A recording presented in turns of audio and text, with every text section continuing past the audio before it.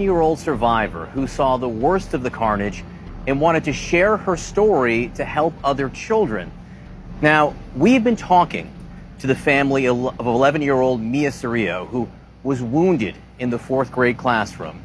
Mia wants the world to know what she saw, what she lived through. But Mia is so scared of men right now because of what happened that she only feels comfortable speaking with women. She also did not want to go on camera. She did agree to speak with my partner, CNN producer Nora Noose. Nora, you were in with Mia and her mother. I want to make clear her mother was there the whole time. What did she tell you?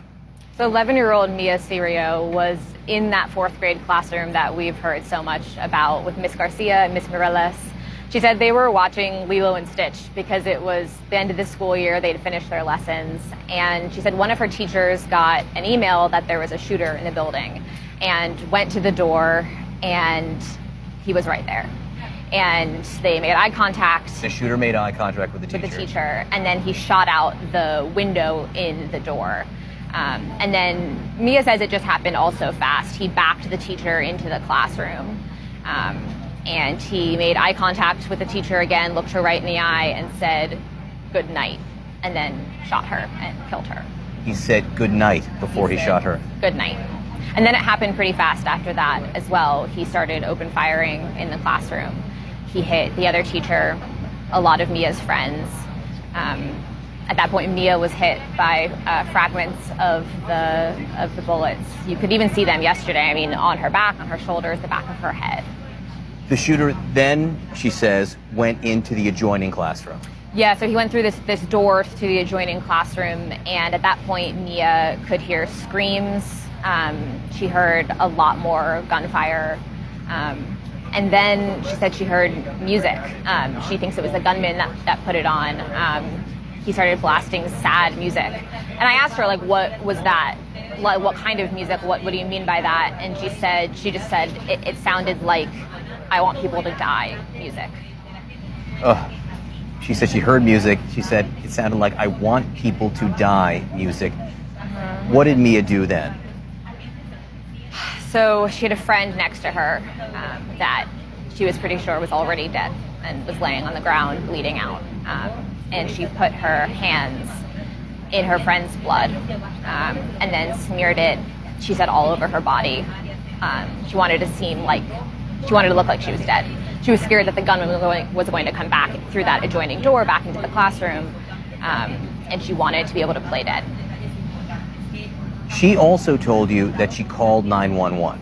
Yeah, so after she smeared the blood all over her body, she and a friend went and were able to take the phone off of one of the teachers who had already been killed. And they called 911 and they were actually able to make contact with the dispatcher. And they talked to a dispatcher for a little while and told them what was going on inside. And Mia kept telling me that she kept saying, we're in trouble, like, please come, we're in trouble. One of the interesting things you told me is that Mia said to you that she felt like it all lasted for 3 hours. Yeah, she was like, oh yeah, I was in there for 3 hours. And her mom said, well, sweetheart, I think it was closer to 1 hour, but I'm sure it felt that way. And what did Mia think the police were doing during this time? She said she thought the police just hadn't gotten there yet, that somehow they just weren't there yet. And she said, she'd been pretty stoic up until this point in the interview.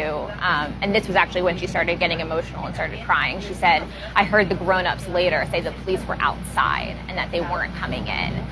And she got emotional talking to me about this and said, why didn't they come in? Why didn't they save us? Why the police were outside? Like, she just couldn't, it was clear in her 11-year-old brain, in my brain, why they wouldn't come in and help and save her. So again, you spent some time with her and her mother. She's obviously just been through the worst thing, hopefully, that she'll ever go through in her entire life. How did she seem to you? How did she look to you? Honestly, not great. She seems completely traumatized.